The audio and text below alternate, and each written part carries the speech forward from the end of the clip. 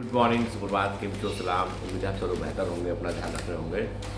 भोपाल में इस समय मौसम बड़ा ट्रांजिशन में है। मतलब दिन में सुबह सूरज उगते के साथ में दिन में एकदम तेज़ गर्मी होती है और शाम के समय एकदम से टेम्परेचर डाउन हो जाता है। उसके चलते क्या हो रहा है कि बॉडी भोपाल में मतलब मैं एकोमोडेट नहीं कर पा रहा हूँ। मतलब मुझे सर्दी जुकाम वायरल फीवर वैसी सारी फीलिंग आ रही है अंदर से, ठीक है। और बाहर से इतना लंबा यात्रा करके आया था और आते ही भोपाल आया तो ये सब सीजनल वेरिएशन बड़ा मतलब वो डेली बेसिस पे चल रहा है। दिन में गर्मी होती है, रात को ठंडी हो जाती है।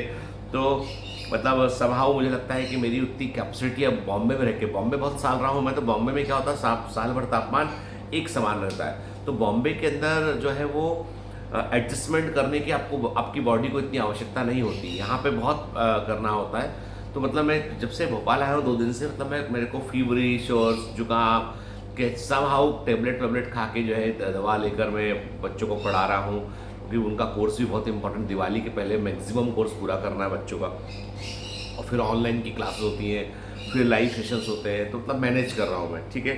आप लोग भी अपना ध्यान रखिएगा, क्योंकि कारण ये कि ये सीजनल वेरिएशन जो होता है इससे पढ़ाई इफेक्ट होती है, ठीक है।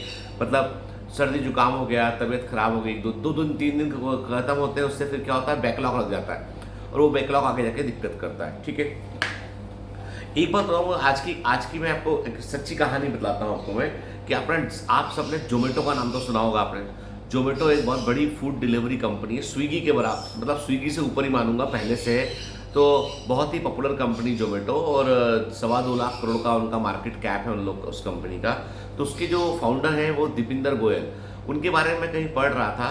तो वो दीपिंदर गोयल क्लास 6 में फेल हो गए थे, 6ठी क्लास में वो फेल हो गए थे, 8वीं क्लास में नकल करके पास हुए। उन्होंने खुद स्वीकार किया कि नकल करके पास हुए थे वो, ठीक है।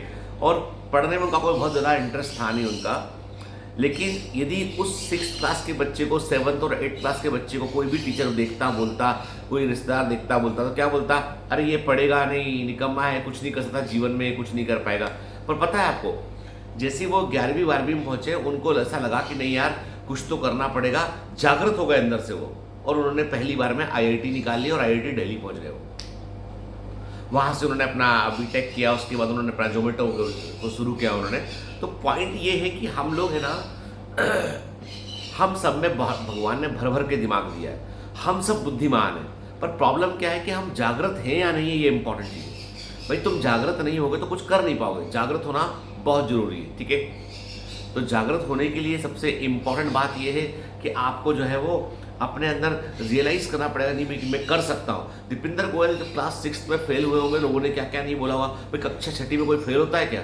7th में जैसे तैसे पास हुए, 8th में नकल करके पास हुए। आप बताओ कि ये चीज़ें जो है वो क्या बताएंगे बच्चे तो खत्म, खराब हो गया, खेल खत्म इसका तो। लेकिन सच बात तो ये है कि खेल कभी खत्म नहीं होता है। जब तक आप मैदान में हैं और मैदान में पूरी शिद्दत के साथ यदि उतर जाते हैं आप, तो खेल चलता रहता है, खत्म कभी नहीं होता, ठीक है। इसलिए कभी ये मत सोचना कि मेरा पिछला परफॉर्मेंस जो है वो आने वाले परफॉर्मेंस को का सूचक नहीं।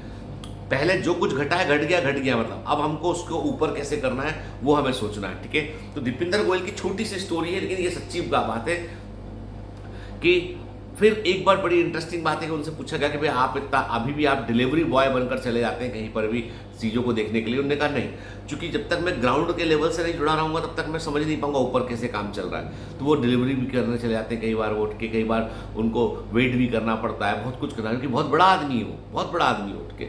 तो पॉइंट ये है कि ज़मीन से जुड़े रहना जरूरी है।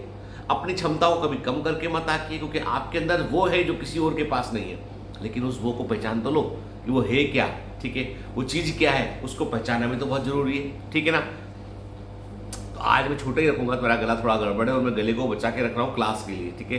किसी से बात नहीं कर रहा मैं, कि बीवी से भी मैंने बोला कि फ़ोन पे 2 मिनट की बात कर रहा, तो वो सोचते ऐसा क्यों, पहले तो तुम शादी के तुम लंबी लंबी बातें करते थे। अरे मैंने कहा शादी के पहले की बात है वो तो, ठीक है, अभी ठीक है, हो गया, बहुत साल हो गया, थोड़ा 2-4 दिन मेरे गले को रिलैक्स रहने दो भाई, ठीक है।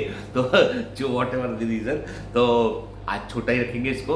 तो मतलब मेरा पॉइंट ये है कि आप अपने पिछले परफॉर्मेंस से सबक लें और आने वाले अगले परफॉर्मेंस के लिए अपने आप को तैयार कर लें आप, ठीक है। चलिए, have a great day, all the best, bye bye.